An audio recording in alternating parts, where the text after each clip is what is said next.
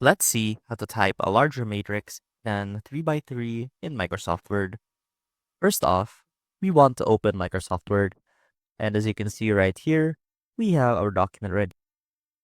Now, to insert your matrix, head on over to the Insert tab. Now click on Equation, and that should open up an equation field and an equation tab where you can edit or input different mathematical operations. Now, to insert a matrix, click on Matrix right here, and you'll see you have the options to insert empty matrices, dotted matrices, identity matrices, matrices with brackets, or sparse matrices. Now, click on this one right here, an empty 3 by 3 matrix. And let's zoom in a bit.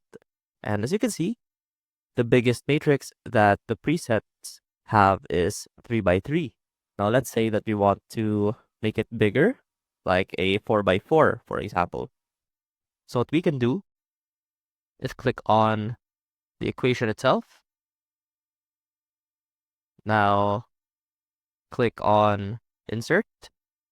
Click on Insert Column After. Now, right-click again. Click Insert Row After. And as you can see, we now have a 4 by 4 matrix.